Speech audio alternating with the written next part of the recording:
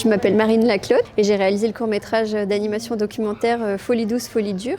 Et on est dans mon ancien collège à Cadillac en Gironde où je présente mon parcours dans le cadre d'un César à l'école. J'étais donc à votre place au collège.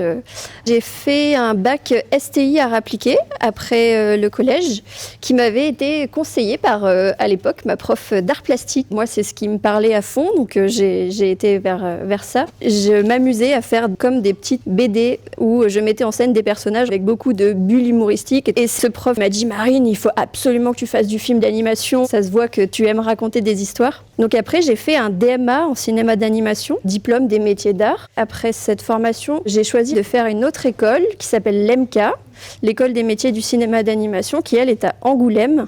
J'ai fait un film de fin d'études en partenariat avec l'école du Créadoc, qui est un master de documentaire, où ils apprennent à faire en première année du documentaire radiophonique, et donc c'est que du son. Et à partir de ce travail-là, de l'exercice, c'est de remonter un 3-4 minutes avec un étudiant de l'EMCA, qui servirait de bande-son documentaire à un film d'animation. Donc c'est là où j'ai rencontré cette forme de documentaire animé. J'ai fait un film à ce moment-là qui s'appelle Ginette, qui parle du parcours d'une femme dans le milieu paysan. Et là, je me suis rendu compte à quel point, pour moi, ça prenait plus de sens de dessiner un témoignage réel qui est incarné dans la chair d'une personne qui l'a vécu. J'ai commencé à mûrir dans un coin de ma tête l'idée du film Folie douce, folie dure. Là, c'est une chambre d'isolement. Non. J'ai grandi à Cadillac.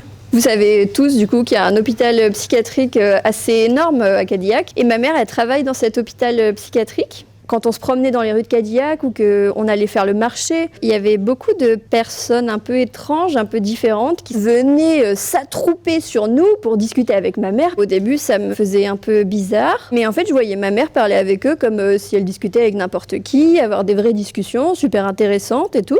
C'est un sujet qui m'a travaillé en grandissant, que j'ai eu envie de traiter.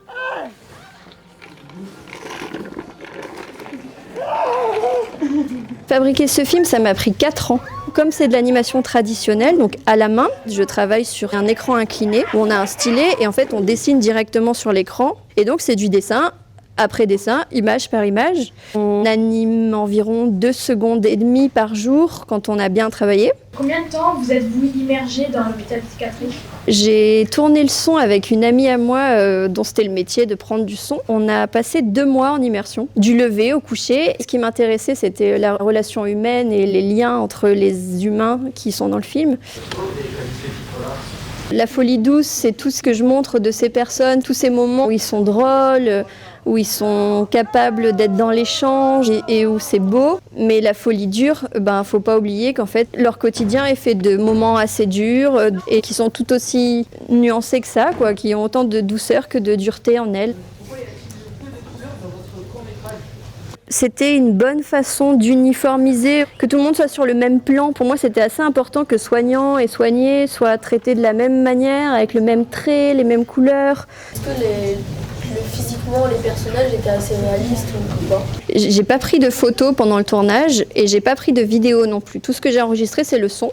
Du coup, tout ce qui me restait au moment où j'ai fait l'animation, c'était mon souvenir en fait de leur visage. Et qu'est-ce qu'on se souvient du visage de quelqu'un ? Tu le revois en fait tel que ta mémoire le reconstruit par le prisme de tes émotions.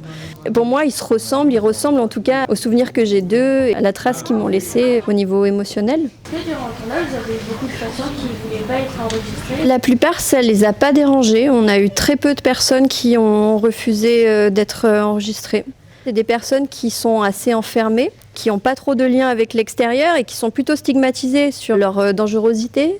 En tout cas, on ne sait pas trop ce qu'il y a derrière les murs d'un hôpital psychiatrique. Ce film, c'était une manière de les en faire sortir de ces murs. Ils ont compris que j'étais là pour les mettre en lumière. Et après que le film ait reçu un César, en fait, l'hôpital psychiatrique de Cadillac a organisé une cérémonie des Césars. Ils ont designé eux-mêmes un pupitre, ils ont découpé des bouts de moquette rouge pour fabriquer un tapis rouge. Et on a fait toute une cérémonie. Ils avaient fait des diplômes du César du meilleur acteur avec le vrai nom de chaque personne qui est dans le film. On les a fait monter sur scène, on a regardé tous ensemble le film, on leur a remis un diplôme et j'avais apporté le César, tout le monde s'est pris en photo avec et c'était incroyable comme moment parce que du coup moi j'avais aussi beaucoup d'appréhension, qu'ils soient gênés par la façon dont je les ai représentés, etc. Et en fait c'était un moment de fierté mais ultime pour eux.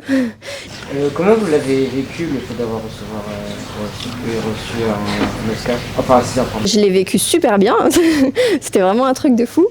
C'est quand même un booster d'ego de ouf d'avoir un César. Après, c'était beaucoup plus facile de financer l'écriture et le développement de mon film. Il y a une confiance qui est plus simple quand tu as été récompensé comme ça par un César. Ils ont vraiment préparé la rencontre, ils avaient des questions hyper pertinentes, hyper pointues. C'est super chouette de montrer à des jeunes qu'on peut avoir des parcours artistiques réussis, peu importe de là où on vient. C'est des drôles de souvenirs les années collège parce que je pense que j'étais pas la même personne entre la 6e et la 3e. Là, c'est des âges où on traverse plein de choses.